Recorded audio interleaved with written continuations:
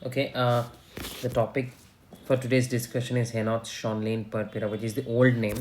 The current name is currently IgA vasculitis because it mostly affects IgA1. Okay, okay. So IgA vasculitis is the current name, and it is IgA1 that we see most commonly. So it is a type 3 hypersensitivity reaction and affect male who are between 3 to 15 years of age. Type 3 hypersensitive reaction क्यों कह रहे हैं? Because यहाँ पे immune complex deposition होता है. Type 1 2 3 4 याद है? नहीं याद है तो बता देते हैं revision. Type 1 is anaphylactic which is due to IgE. Then next one is antibody mediated. फिर उसके बाद वाला immune complex and last one is cell mediated which is due to cytotoxic T cells. Anaphylactic, antibody, immune complex, cell mediated. IgM, IgG, IgM, IgG, IgE for anaphylaxis type. Okay, you can remember this mnemonic: aid, anaphylactic, antibody, immune complex, and delayed. Right, coming back.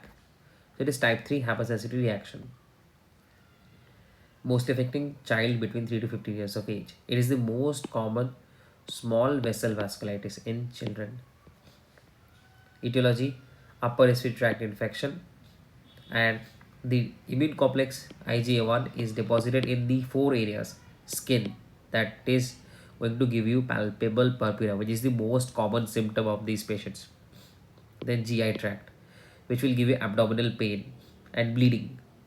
Then joints, you will get arthritis or arthalgia and kidney involvement, which you see as hematuria and proteinuria. If you see the diagnostic criteria, it is palpable purpura with any of the three. Palpable purpura with arthritis or arthalgia, abdominal pain, and renal involvement. So I told you the four sites involved: skin, joint, abdomen, GI tract, and kidney. These four areas involved. In 50% of these patients, you will find increased IgA in the serum. That means it is very easy to diagnose with just serum IgA. But only 50% patients you will see this. But in 50% it will be normal. And you will find normal C3 and normal C4 levels, normal complement levels. So coming to the differentials are thrombocytopenic purpura, SLE, and cryoglobulinic vasculitis. See, in thrombocytopenic purpura, you have thrombocytopenia. But this purpura that we see in these children, it is a non-blanching purpura.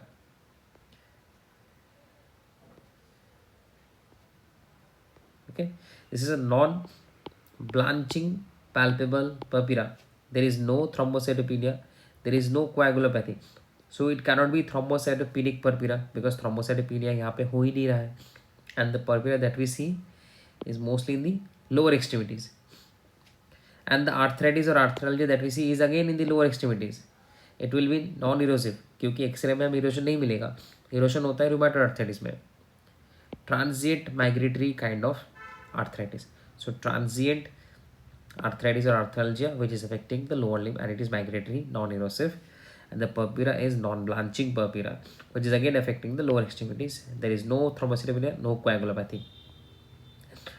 GI symptoms में you have abdominal pain which will be a colicky kind of pain, and the bleeding we see hematochezia or melena, both can be seen. Melena means you are passing black tarry stool. Hematochezia में you are passing fresh bright red blood. What is the difference between these two? Melena का source माना जाता है mostly above the ligament of treats, but not necessary, because many times bleeding from the jejunum, ileum can be slow bleeding and they can turn black and tarry. Ligament of treats कहाँ पे होता है? Ligament of treats होता है आपका above the duodenal jejunum, जहाँ पे DJ flexure होता है. यहाँ पे I have mentioned this. Right. So location of ligament of treats. DJ flexure is the site. This ligament of treats, it is attached to the right crus of the diaphragm. Remember this. It is attached to the right crus of the diaphragm. And difference between hematemesis Melena and hematochezia. Hematemesis, you understand, bleeding from mouth. Melena and hematochezia. Melena, black tarry stool, it is fresh red blood. Most common cause of hematochezia is diverticulosis. Coming back to the symptoms. So renal symptoms next. We get hematuria, the most common symptom, but proteinuria, hypertension. These three are nothing but your IgA nephropathy, right? IgA nephropathy. So symptoms are covered. Now coming to the differentials. So differentials, I was telling you that differentials may have the thrombocytopenic purpura, where you will find thrombocytopenia. In SLE, you will have low C3C4. See, I told you IgA will be raised in 50% of the patients and C3C4 will be normal. In SLE, C3C4 is low. Cryoglobulinemic vasculitis. Again, in this condition, C4 is low. So C3, C4 low in SLE, C3 will be normal in cryoglobulinemic vasculitis, but C4 will be low. And how to diagnose cryoglobulinemia? Well, you keep the blood sample at 37 degrees centigrade and then refrigerate it. Once you refrigerate it, it will precipitate. The cryoglobulins will precipitate and in cold temperature. So now histopathology में finding क्या मिलेगा आपको? Leukocytoclastic vasculitis. But this is not pathognomic finding. Pathognomic finding is the mesangial IgA deposition. This you find in renal biopsy. This is a renal biopsy finding. This one is a skin biopsy finding. When you do the skin biopsy of the palpable purpura, you will find the leukocytoclastic vasculitis.